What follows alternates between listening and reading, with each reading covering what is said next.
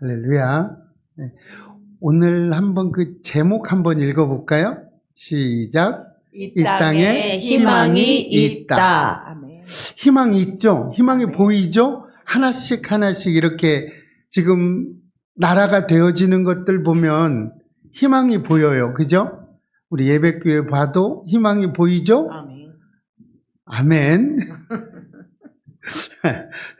요즘 사회를 돌아보면 어려움이 여전히 존재해요. 그죠? 그러나 그 가운데서도 따뜻한 소식이 들려오고 있죠? 최근 여러 지역에서 이웃을 돕기 위해서 자발적으로 나눔 운동을 확산하고 있어요. 고립된 이웃에게 식사를 제공하고요. 또 아이들을 돌보는 손길이 점점 늘어나고 있습니다. 이런 소식은 사람들이 여전히 서로를 향해서 책임과 사랑을 느끼고 있다는 것을 보여주고 있는 거죠. 어려운 경제 상황과 불확실한 미래로 마음은 위축되기 쉬워요. 그런데 이런 작은 선행 하나하나가 우리에게 큰 위로의 말씀이 되겠죠? 위로가 되고 또 용기를 주어지죠. 그리고 우리가 나눔에 있어 주는 것이 아니라 부족한 와중에서도 서로 나누는 그런 선행이 있습니다. 그래서 희망이 있는 거죠. 그래서 오늘 본문은 이런 하나님의 희망의 메시지를 주고 있습니다. 절망같이 보이는 현실 속에서도 하나님이 준비하신 종, 누구예요? 하나님 준비하신 종, 예수 그리스도죠. 준비하신 종을 통해서 새 일을 이루시며 정의와 회복을 이루시겠다고 지금 약속하고 있죠. 그런 겁니다. 그래서 오늘은 이 땅에 희망이 있다고 외칠 수 있어요. 늘 희망을 바라보시는 2026년 되시기를 축복합니다. 아멘. 이사야 42장은 여호와의 종의 노래 가운데서도 그 첫 번째 노래입니다. 이사야 선지자는 바벨론 포로의 어두운 현실 속에서 좌절하고 있는 이스라엘 백성들을 바라봤어요. 그리고 나라가 무너졌고 성전은 파괴되었어요. 사람들의 마음까지도 무너져 내렸습니다. 그래서 이스라엘 백성들은 모든 백성들이 스스로 질문을 하죠. 어떻게 해요? 우리도 그런 적 있죠. 우리도 일이 잘 안 풀리거나 그러면 하나님 살아계십니까? 라고 우리 질문할 때 있죠. 이때 이스라엘 백성들이 이렇게 생각했어요. 우리를 향한 하나님의 계획은 이제 끝났는가? 이렇게 생각하고 있었고요. 또 우리는 버림받은 민족인가? 라는 질문을 끊임없이 했어요. 이런 절망 속에서 하나님은 이사야 선지자를 통해서 말씀하시죠. 오늘 본문 1절입니다. 시작. 내가 붙드는 나의 종, 내 마음에 기뻐하는 자, 곧 내가 택한 사람을 보라. 어떻게 했어요? 미래를 쳐다보라는 거죠. 이렇게 하나님 우리가 무너진 현실 너머에 있는, 현실 뒤에 있는 미래를 바라보게 했어요. 이는 사람들의 실패가 마지막이 아니라고 얘기하는 거죠. 하나님의 계획은 중단 없이 이어지고 있다는 사실을 지금 선포하고 있는 거예요. 사람들은 지금 무너졌어요. 그렇죠? 사람들은 무너지지만 하나님의 계획은 무너지지 않고 계속해서 이어지고 있다는 거죠. 본문에서 말하는 나의 종은 예수 그리스도를 말하는 거예요. 그런 겁니다. 그래서 오늘 성경은 우리를 향해서 이렇게 말하고 있죠. 본문 4절입니다. 시작. 그는 쇠하지 아니하며 낙담하지 아니하고. 이 말씀은 하나님이 보내신 종은 어떤 상황에서도 포기하지 않는다. 또 어떤 어려움이 와도 주저앉지 않는다라는 말씀을 하고 있는 겁니다. 우리의 현실은 때때로 마음을 지치게 하죠. 또 낙심하게 만들어요. 하나님을 붙들면 그런 낙심에서 우리는 다시 일어설 수 있어요. 그런데 문제가 있죠. 우리는 안 붙들어요. 낙심하고 끝나는 경우가 너무나 많다는 거예요. 마음이 아프고 지치고 그 상황에서 하나님을 붙잡고 있지 않다는 겁니다. 그래서 우리는 하나님은 무너져가는 세상을 그대로 두지 않으시고 당신의 종을 통해서 새 우위를 이루신다고 우리는 선포해야 돼요. 언제? 낙심될 때, 힘들 때, 낭망이 됐을 때 우리는 하나님을 붙들고 이렇게 선포해야 된다는 거예요. 하나님은 우리의 새 일을, 우리 앞길을 열어 가신다라고 우리는 선포할 수 있으셔야 된다는 겁니다. 아멘. 그래서 오늘 본문을 통해서 우리는 이 땅에 희망이 있다는 사실을 분명하게 깨닫게 되는 거예요. 오늘 본문 읽으면서 좀 이런 내용이 쭉 오죠? 그런 거죠.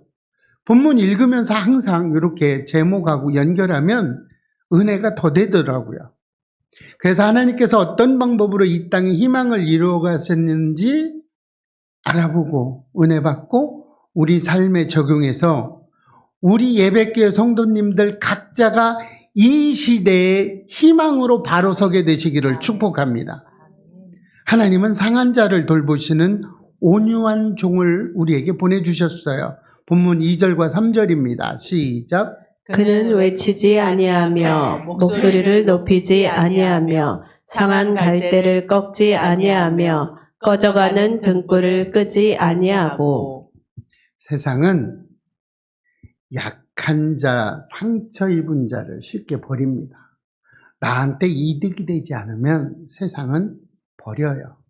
그러나 하나님께서 보내신 종은 다르죠. 어떻게 해요? 금방 꺼져가는 등불을 끄지 않으세요. 그렇죠? 그리고 부러지기 직전에 상한 갈대를 어떻게 한다고요? 꺾지 않으신다고 얘기하고 있어요.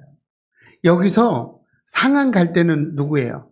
마음이 상하고 지친 사람들을 말하는 겁니다. 그리고 꺼져가는 등불은 어떻게 해요? 소망이 거의 사라진 사람들, 앞이 안 보이는 사람들, 절망의 사람들, 어둠의 길을 갖고 있는 사람들을 이야기하는 거예요. 꺼져가는 등불이라고 하는 것은. 여러분도 이런 시대를 지나간 적이 있죠? 꺼져가는 그 등불 같은 암흑 같은 시절? 그렇죠, 뭐. 그리고 부러지기 직전, 나 지금 곧 어떻게 될 것 같은 그런 시대를 우리는 살아갔어요. 그러나 예수님은 다르죠.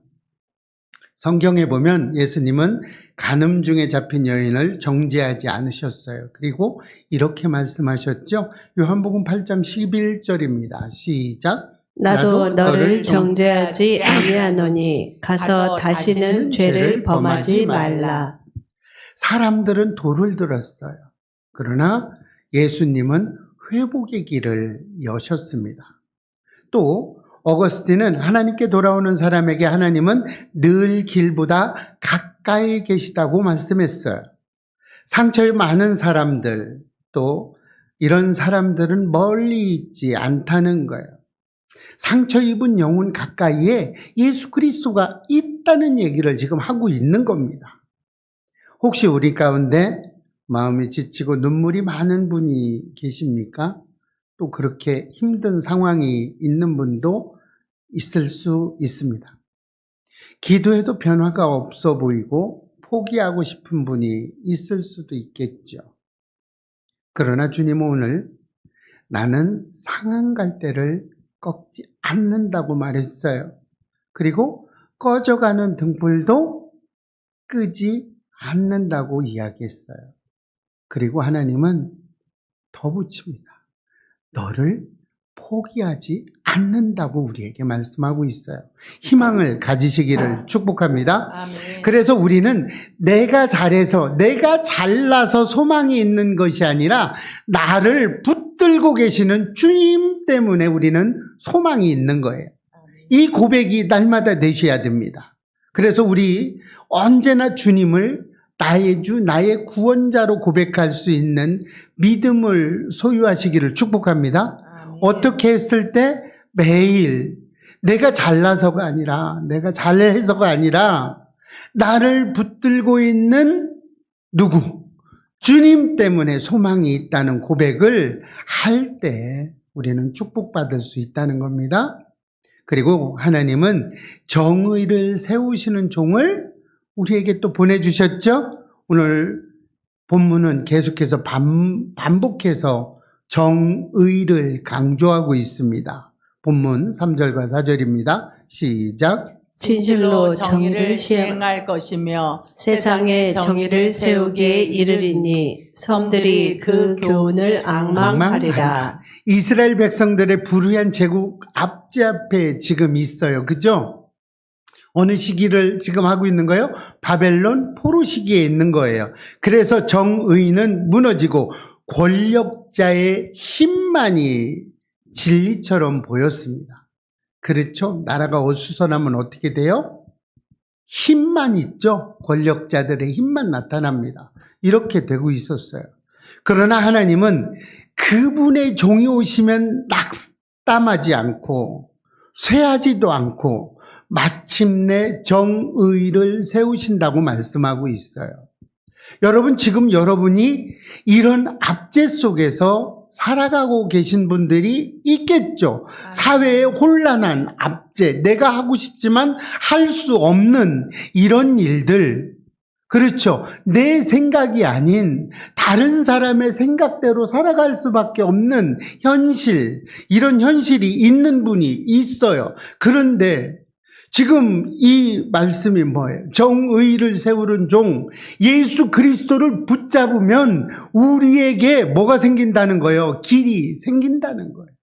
그래서 우리는 어떻게 해야 돼요? 예수 그리스도를 붙잡는 삶이 되어야 된다는 이야기를 지금 하고 있는 겁니다. 이것이 정의예요. 정의가 뭐예요? 하나님을 나의 주, 나의 구원자로 고백할 수 있는 믿음이 정의인 거예요. 미가 선지자는 이렇게 외쳤죠. 미가서 6장 8절입니다. 시작. 사람아, 주께서 선한 것이 무엇임을 내게 보이셨나니 오직 정의를 행하며 인자를 사랑하며 겸손하게 내 하나님과 함께 행하는 것이 아니냐. 이 말씀은 하나님은 우리가 겉모습만 종교적으로 보이는 것을 원하지 않는다는 얘기예요. 생활 속에서 바르게 살기를 원한다는 거예요. 그러니까 즉 이 말을 좀 풀어헤치면 어떻게 돼요? 척하지 말라는 거예요. 믿음 있는 척하지 말라고요. 그냥 바르게 살아가시라는 거예요. 생활 속에서. 이 말을 칼뱅은 이렇게 해석을 했어요. 하나님을 바르게 하는 사람은 반드시 이웃을 향한 정의로 나타난다고 이야기했습니다. 참된 믿음은 마음속 생각만으로 머무는 것이 아니에요. 가정에서, 직장에서, 사회 속에서 정의와 사랑으로 드러나는 겁니다. 생각만 아무리 많이 해도요, 소용없어요. 여러분, 아내를, 남편을 이렇게 사랑합니다라고 얘기하지 않고 마음속으로만 사랑하고 있어요. 변화요, 안 나요? 아무 소용없어요. 아무 소용없어요. 표현해야 돼요. 사랑합니다라고. 마음속으로 나타나야 돼요. 그리고 말로만 하는 것이 아니라 행동으로 나타나야 돼요. 안 나타나야 돼요. 나타나야 되는 거예요. 이렇게 되시는 우리 예배교회 성도님들 되시기를 주의 이름으로 축복합니다. 아멘. 오늘 우리의 삶 속에서 불의를 보면서도 모른 척하고 있지는 않으세요? 우리 예배교회 성도님들 한 분도 없죠? 고아와 과부와 나그네를 외면하고 있지는 않으십니까? 여러분 한번 좀 생각해 보셔야 돼요. 주님은 우리를 정의의 도구로 부르고 계세요. 도구. 우리가 도구라는 거예요. 그러면 우리가 어떻게 해야 돼요? 불의를 보고 모른 척하고 있어야 돼요? 그렇게 하지 말라는 거예요. 고아와 과부와 나그네가 누구예요? 약한 자를 얘기하고 있죠? 약한 자를 보고 내비둬야 돼요? 아니라는 이야기입니다. 작은 자리에서도 바른 말을 하고 정직하게 살고 사랑으로 행동할 때 어떤 자리든 마찬가지죠? 하나님은 그 사람의 삶을 통해서 이 땅에 희망의 흔적을 나타낸다고 이야기하고 있습니다. 이렇게 이 땅에 흔적을 남기는 우리 예배교회 성도님들 되시기를 축복합니다. 아멘. 여러분, 흔적이 없으면 소용이 없어요. 여러분의 삶 가운데 예수의 흔적이 나타나야 되고요. 예수의 향기가 나타나야 돼요. 아멘. 그 향기가 없으면 우리는 그리스도인이 아닌 거죠. 무늬만 그리스도인이고 정작 믿음 없는 그리스도인. 바람 한번 불면 다 쓸려 나가는 우리 예배교회 성도님들은 온전하게 믿음을 지키는 그리스도인이 되시기를 축복합니다. 아멘. 그리고 하나님은 새 일을 행하시는 것을 약속하셨어요. 본문 7절입니다. 시작. 내가 눈먼 자들의 눈을 밝히며 갇힌 자를 감옥에서 이끌어내며 흑암에 앉은 자를 감방에서 나오게 하리라. 하나님은 종을 통해서 이루실 일들을 분명하게 지금 선포하고 계시죠? 무슨 일할 건지. 하나님은요, 막연하게 이렇게 일하지 않으신다는 거예요. 무슨 일을 어떻게 할지 분명하게 보여주신다는 겁니다. 하나님께서 보내신 구원자는 보지 못하는 사람을 보게 하고, 묶인 자를 자유케 하시고요. 어둠 속에 있던 자를 빛 가운데로 인도하시겠다고 약속하는 말씀이에요. 여러분이 만약에 이 중에 한 군데가 있다면 분명히 예수 그리스도를 붙잡으시기를 축복합니다. 아멘. 그러면 그 문제는 해결이 될 겁니다. 오늘 우리에게도 이 믿음에 있으시기를 바라요. 그러면 이 믿음이 있으면 우리 어떻게 돼요?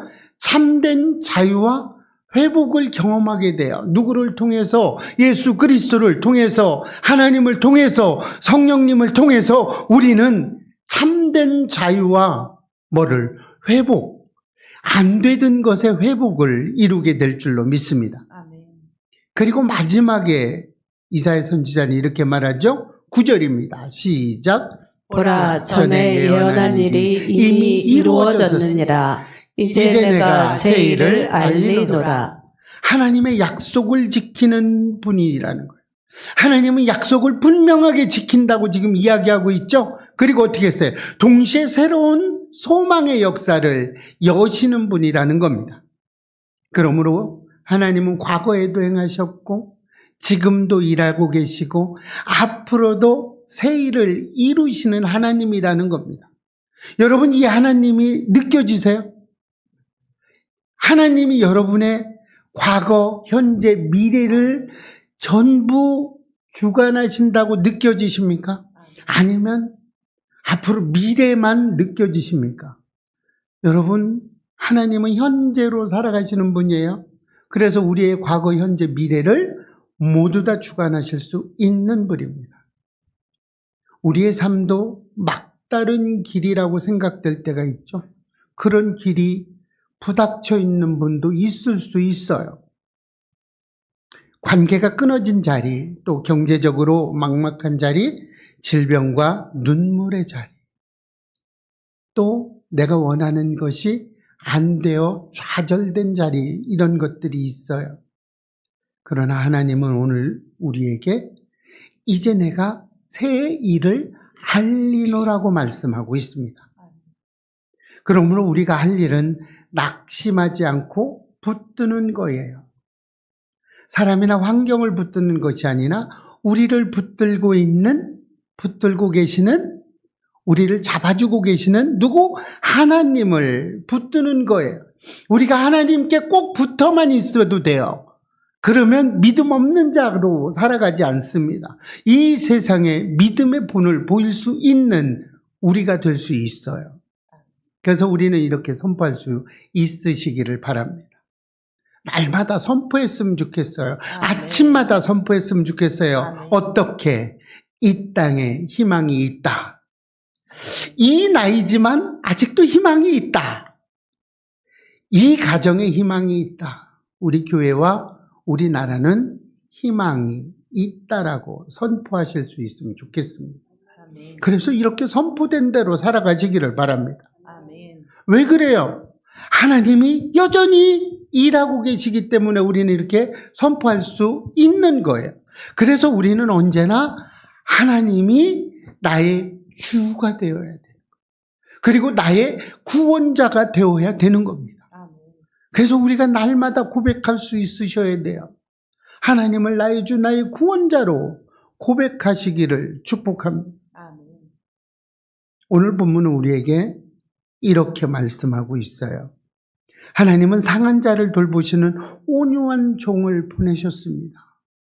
하나님은 정의를 세우는 종을 우리에게 보내주셨어요. 그리고 하나님은 새 일을 행하실 것을 약속하셨습니다. 그래서 우리는 절망 속에서도 고개를 들고 크게 한번 외쳐보시기를 바라요. 이 땅에 희망이 있다. 또 나에게 희망이 있다라고 여러분 선포하시기를 바라요. 잘 안 되면 계속 아침부터 이렇게 해보세요. 여러분 가족이 이렇게 사랑이 좀 부족한 것 같으면요. 내가 매일 선포하세요. 사랑합니다. 매일 하세요. 볼 때마다 사랑합니다라고 선포해 보세요. 진짜 사랑하게 됩니다. 여러분 누가 미워지잖아요. 그 미워지는 사람을 위해서 기도해 보세요. 그러면요. 아주 희한한 일들이 생겨요. 그 사람이 더 이상 미워지지 않아요. 그 사람이 나하고 굉장히 친밀한 사람이 돼가고 있는 것을 우리는 느끼게 됩니다. 이렇게 희망은 환경에서 나오는 것이 아니라요. 사람의 능력에서 나오는 것도 아닙니다.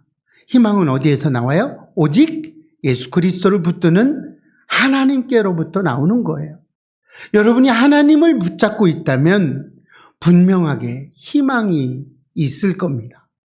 그래서 오늘 우리 예배교회 성도님들은 이런 하나님을 붙드심으로 이 땅의 희망으로 살아가시기를 주의 이름으로 축원합니다. 아멘.